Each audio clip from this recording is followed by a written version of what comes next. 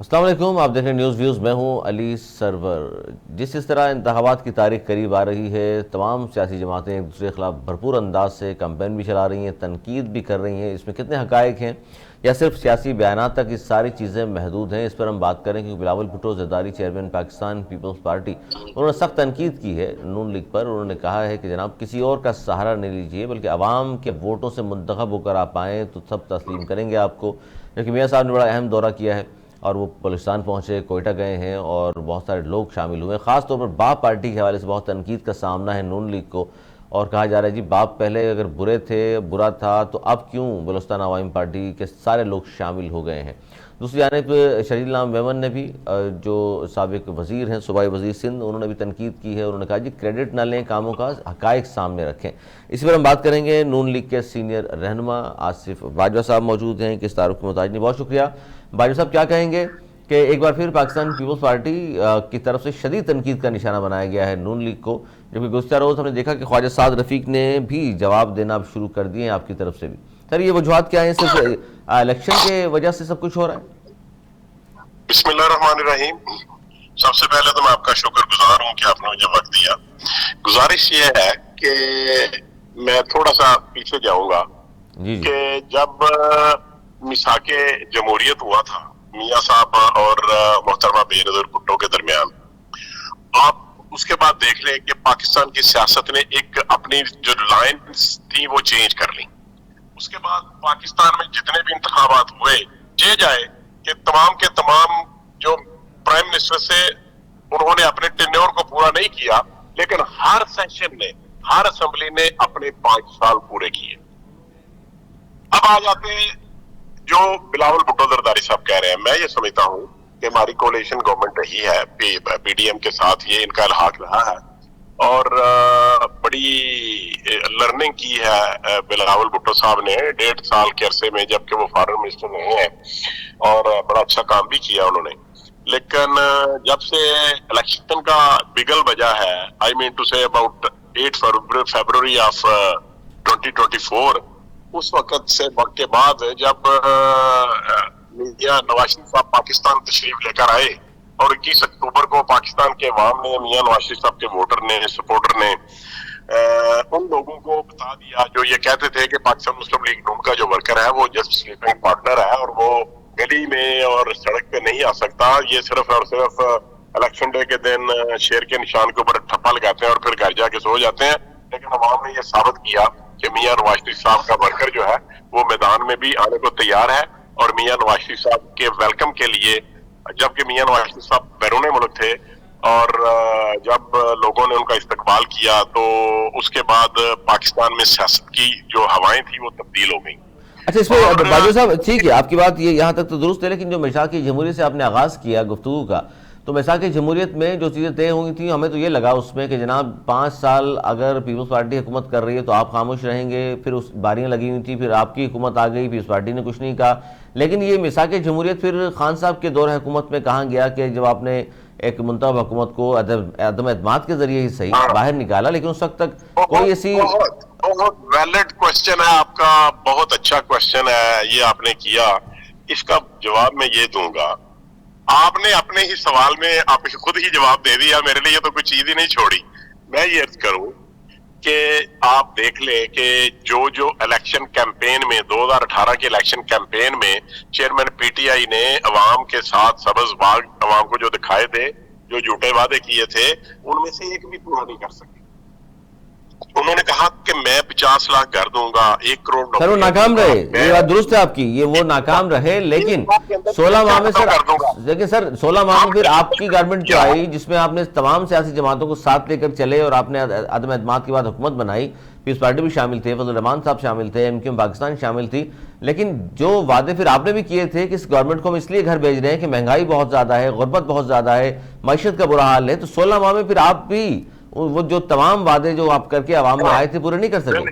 یہ بھی بالکل اس بات کا اظہار اور اس بات کو ایڈمٹ کیا صدر پاکستان مسلم لیگ نون اور prime minister Pakistan peoples democratic movement نے اپنی लातदाद स्पीचेस में उन्होंने कहा कि हमने अपनी सियासत को दांव पे लगा दिया है और हमने रियासत को बचाया है।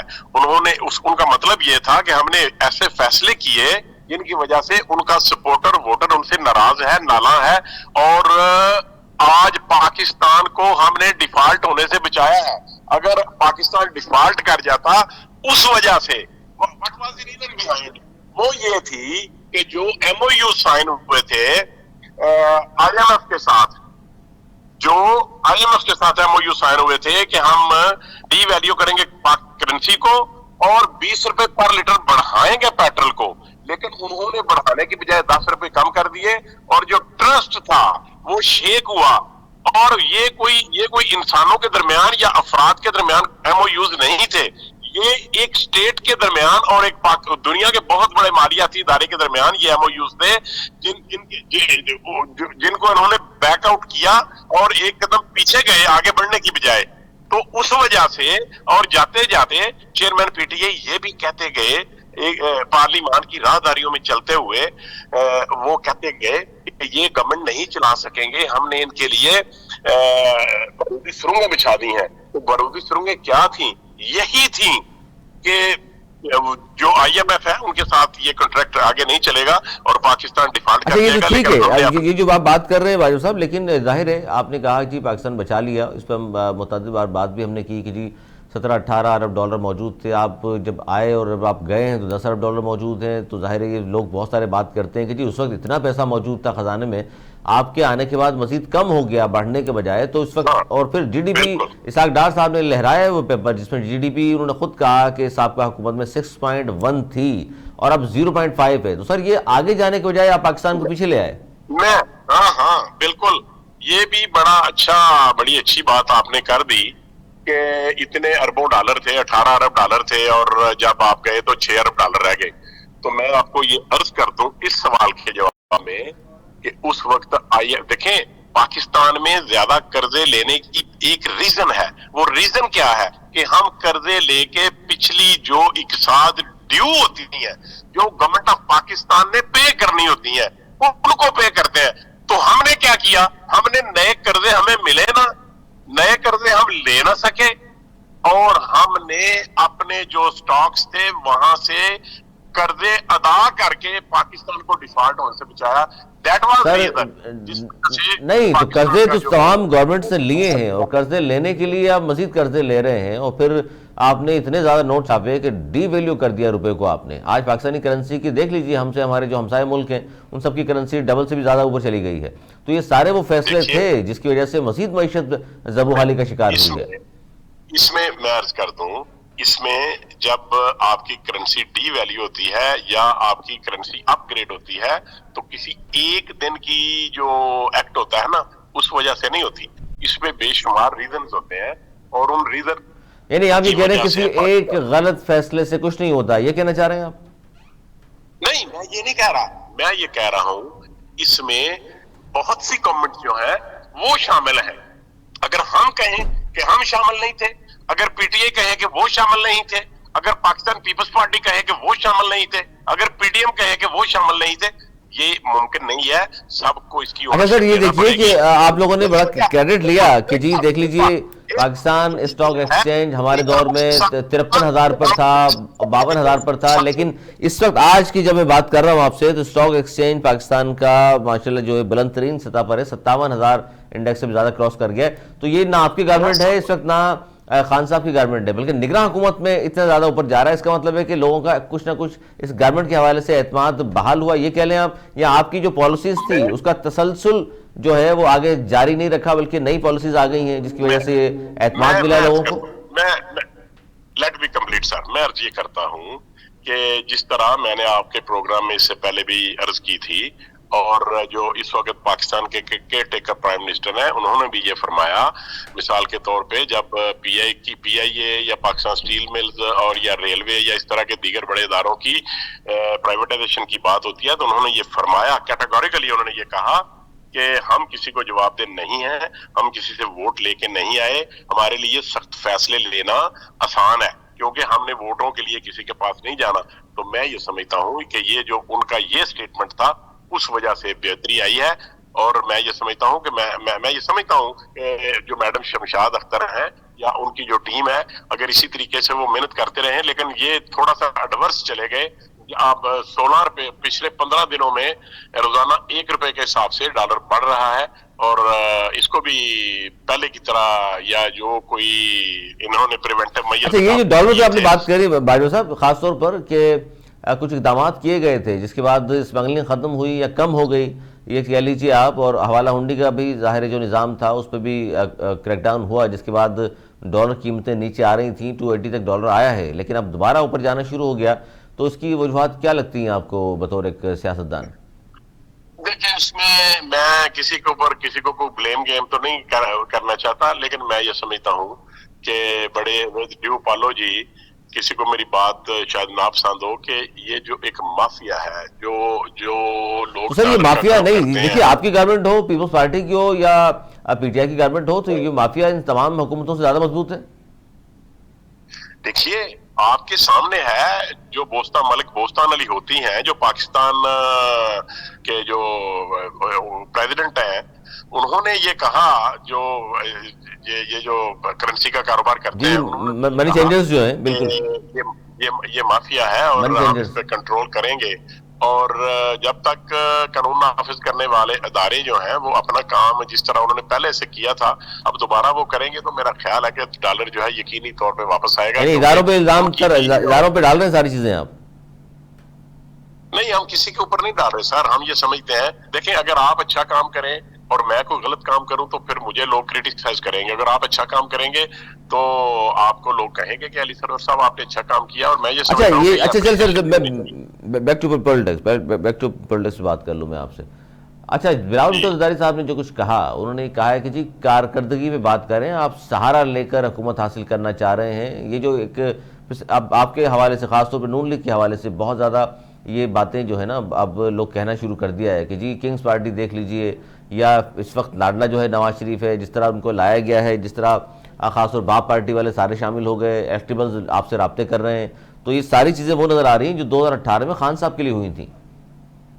دیکھیے بات یہ ہے کہ ابھی تک میں آپ کو عرض کر دوں، لاڈلی کی بات کا جواب دیتا ہوں. آج کی تاریخ تک 16 نومبر تک دوپہر 2 بجے تک میاں نواز شریف صاحب کے کیسز ایز اٹ واز، جیسے تھے وہیں پہ پڑے ہوئے ہیں. نمبر 1. نمبر 2، اگر آپ یہ سمجھتے ہیں کہ یہی بی اے پی پارٹی اور ایم کیو ایم، ان لوگوں نے چیئرمین پی ٹی آئی کے ساتھ بھی رہا کر کے دیکھ لیا، اور ان کی جو گورنمنٹ تھی ان کو بھی دیکھ لیا، اور نہ صرف بی اے پی نے ساتھ چھوڑا، نہ صرف ایم کیو ایم نے ساتھ چھوڑا، بلکہ پی ٹی آئی. سر یہی تو مسئلہ ہے باجوہ صاحب، اگر ایم کیو ایم پاکستان نے ساتھ نہیں چھوڑا تو ایسا کراچی کے لیے کیا کیا 16 ماہ میں آپ نے کہ ایم کیو ایم آپ کا ساتھ چھوڑنے کو تیار نہیں؟ نہیں، ہم نے کچھ بھی نہیں کیا. میں عرض کر دوں، ہم نے یہ کیا، 2000 تو ان کے پاس خان صاحب کے پاس موجود تھی، خان صاحب کی گورنمنٹ میں 2000 تھے، آپ نے دے دی. میں عرض کرتا ہوں، ابھی آپ 2022 کی بات کر لیں کہ کتنے پیسے دیے سینٹرل گورنمنٹ نے جبکہ یہ آئے تھے، جب پی ڈی ایم کی گورنمنٹ تھی، اور اس سے پہلے چیئرمین پی ٹی اے نے جتنے اربوں ڈالر کے وعدے کیے، سر وفاق میں پیسے دیے. سر کراچی کو کچھ نہیں دیا گیا. این ایف سی کی مد میں پیسہ ملا ہوگا تو صرف گورنمنٹ کو ملا ہوگا نا، ایم کیو ایم کو تو ظاہر نہیں ملا ہوگا. لیکن ایم کیو ایم اگر آپ ساتھ تھے تو ایم کیو ایم کے حوالے سے عام تاثر یہ ہے ایم کیو ایم کا کہ اسٹیبلشمنٹ کی بی ٹیم بنی ہوئی ہے. ان کو پیسے دیں یا ان کے اکاؤنٹ میں ٹرانسفر کریں، وہ تو یہ کہتے ہیں کہ کراچی کو بہتر کریں، سندھ کو بہتر کریں، اور یہ میں یہ سمجھتا ہوں یہ ان کا رائٹ ہے. اگر کوئی پولیٹیکل پارٹی پاکستان کی کراچی کی ترقی کے لیے بات کرتی ہے تو ہمیں ان کی بات کو ماننا چاہیے، ایڈمٹ کیا جانا چاہیے، یہ ان کا رائٹ ہے. اور یہ جو اچھا یہ جو بیانات ہیں سر آپ لوگوں کی طرف سے بھی اور پیپلز پارٹی بھی سخت تنقید کر رہی ہے، تو اس کو ہم کیا سمجھیں کہ یہ حقائق ہیں یا صرف یہ انتخابات کے لیے اپنے ووٹر سپورٹر کو مطمئن کرنے کے لیے اس طرح کی باتیں ہو رہی ہیں؟ دیکھیں یہ بات میں اس حد تک تو کہہ سکتا ہوں کہ پاکستان مسلم لیگ نون نے نہ کسی کے اوپر الزام تراشی کی ہے، نہ بلیم گیم کی ہے، اور نہ ہم نے جو پولیٹیکل موو ہے، جو ہم نے الیکشن کیمپین ہے، نہ ہم نے شروع کی ہے. تو اس کے برعکس بلاول بھٹو زرداری صاحب جو ہیں انہوں نے اپنی ایک الیکشن کیمپین ٹائپ شروع کی ہے. سر نون لیگ شروع نہیں کر رہی، کیا وجوہات ہیں؟ کیا اس کا مطلب ہے کہیں سے آپ کو بتایا گیا ہے کہ الیکشن 8 فروری 2024 کو شاید نہ ہو، آگے چلے جائیں؟ 100% ہوں گے. اور پاکستان مسلم لیگ نون نے تو پہلے 10 تاریخ تھی, اب وہ اس دن 9 کو بینک بند ہو گئے, 9, 10, 11 کو بینک بند رہے. اس وجہ سے انہوں نے الیکشن کے لیے جو اپلیکیشن مانگی تھی پارٹی کی ٹکٹس کے لیے, اس وجہ سے انہوں نے 20 نومبر کر دی ہے, اور 20 کے بعد انشاءاللہ انٹرویوز ہوں گے. اور جب الیکشن شیڈول کا اعلان آ جائے گا, پاکستان مسلم لیگ نون اپنے کینڈیڈیٹس کا اعلان کر دے گی, اور ہم انشاءاللہ یہ جو طبل جنگ, آئی مین ٹو سے یہ جو الیکشن کا طبل ہے وہ بچ چکا ہے, ہم میدان میں ہوں گے اور دیکھیں گے کہ یہ جو اور کارکردگی بھی بات ہوگی, اور کارکردگی میں لوگ ووٹ دیں گے. بھائی صاحب یہ ذہن میں رکھیے گا. جی سر, کارکردگی پہ ووٹ عوام دیں گے یا میاں صاحب کے نام پہ ووٹ پڑے گا؟ نہیں, دیکھیں دونوں باتیں ہیں. کارکردگی بھی میٹر کرتی ہے, اور ان کا تو کارکردگی تو سر ہے نہیں 16 ماہ میں, سر کارکردگی تو ہے نہیں. صاحب کا نام آیا گورنمنٹ میں, جب انہوں نے گورنمنٹ کی تو پاکستان کی معیشت نے ترقی کی. جب بھی ان کی گورنمنٹ کو ڈیزالو کیا گیا, ان کو گھر بھجوایا گیا, اس وقت ہی پاکستان پرانی کارکردگی. بھائی صاحب بہت شکریہ, بہت شکریہ بھائی صاحب, بہت شکریہ آپ نے وقت دیا. آصف بھائی صاحب ہمارے تو موجود تھے اور بات کر رہے تھے خاص طور پر جو چونکہ طبل جنگ بچ چکا, اور اب 8 فروری 2024 کو انتخابات بظور جمعرات کو ہوں گے, اور اس سے پہلے سیاسی جماعتیں میدان میں اتر چکی ہیں. پاکستان پیپلز پارٹی نے مٹی میں بڑا جلسہ کیا, نواز شریف صاحب نے آغاز کیا ہے بلوچستان سے, کوئٹہ پہنچے اور با پارٹی اور دیگر لوگ ان کی پارٹی میں شامل ہوئے ہیں. اس طرح پیپلز پارٹی میں بہت سارے لوگ شامل ہو رہے ہیں. کراچی میں ہم نے دیکھا مزمل قریشی شامل ہوئے ہیں, سابق ایم کے این اے تھے, انہوں نے پاکستان پیپلز پارٹی کو جوائن کیا ہے. تو چونکہ اب الیکشن کا دور ہے تو تمام آمنے سامنے بھی ہیں, ایک دوسرے پہ الزام تراشیاں بھی ہو رہی ہیں, تنقید کا نشانہ بھی بنایا جا رہا ہے, لیکن لوگوں نے ووٹ ظاہر انہیں کو دینا ہے جس کی کارکردگی بہتر ہوگی. آنے والے پروگرام تک کے لیے مجھے میری ٹیم کو دی اجازت. مولانا کے بعد